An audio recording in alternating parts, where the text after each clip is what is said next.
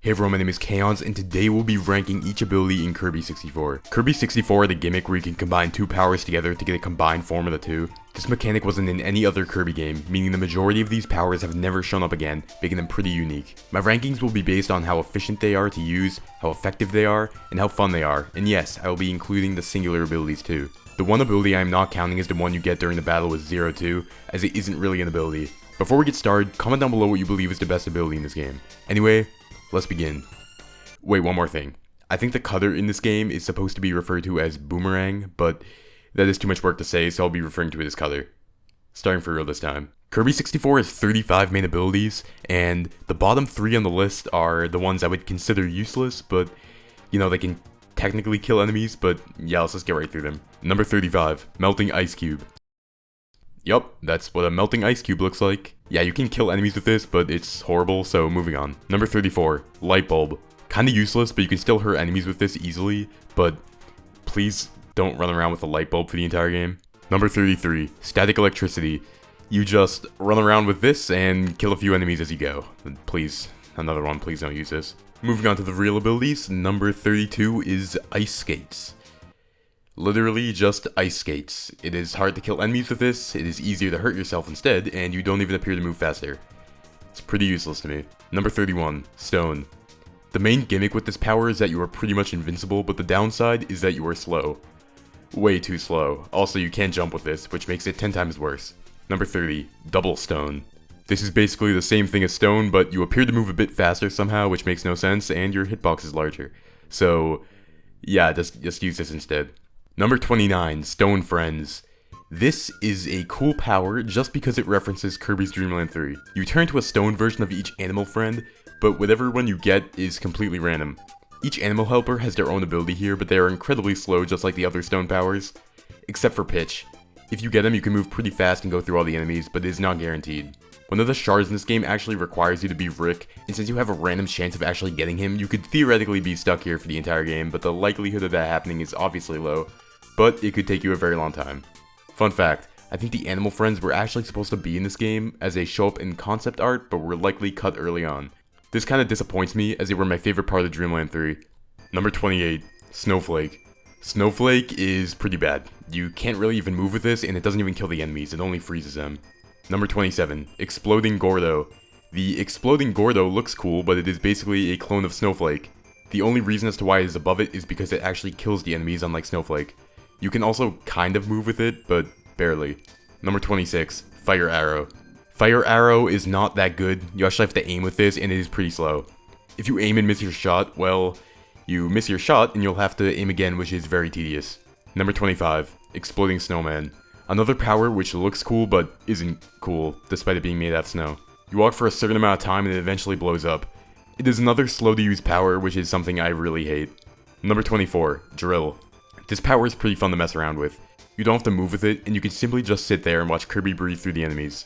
The main issue with this is that it's another one of those powers like Stone, where you are stuck to the ground and can't jump, and you are pretty vulnerable to enemies above you.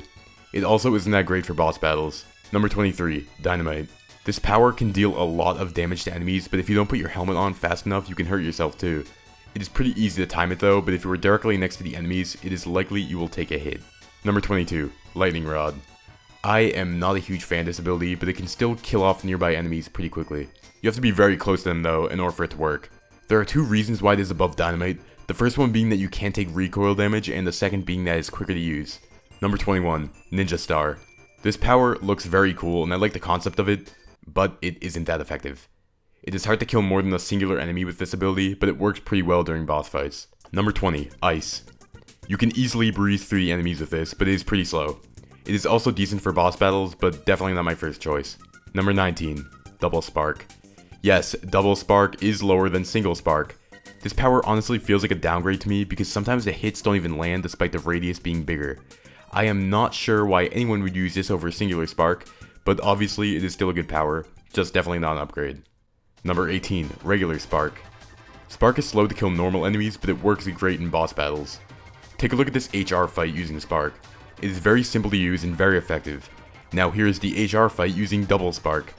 Why did that hit not work for the upgrade power, but worked for the singular one? I don't know. Number 17, Snowball. You can breathe through enemies with this, kinda like drill, but it does seem a bit slower to me. You can also quickly double tap with this to try to kill the enemies near you, and you aren't vulnerable to enemies above you, making this higher on the list than drill. Number 16, missiles. I was never really a huge fan of this power, and yes, I do believe Singular Bomb is objectively a better ability because it can be used faster. It is hard to spam with this ability, and the 2 extra missiles don't really add anything. Also, why do they go completely random directions? Once again, another good ability, but not an upgrade in my opinion. Number 15, Needle. Needle is a bit like Spark, but it seems more effective. You can do a spin with this ability, which is something Spark can't. Number 14, Swiss Army Knife. Double Needle, which is the Swiss Army Knife, is actually an upgrade unlike Double Bomb and Double Spark. It looks cooler, and it is simply Needle with a larger radius. Works just as it should, can't ask for more here. Number 13, Volcano. Volcano is pretty good and works well for certain boss battles. The awesome thing about this power is the fact that you can aim with it and it shoots fast, unlike the Fire Arrow ability. Number 12, Cutter. Cutter is basic, but it works very well.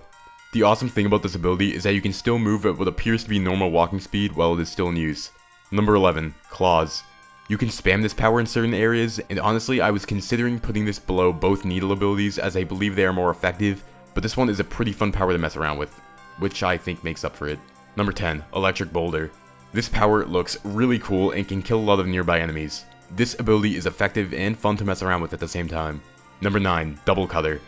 Double Cutter is also an actual upgrade compared to normal Cutter, and while the only visual additions to this are the size and the spikes, it works just as it should with what they were going for. Cutter with a larger radius.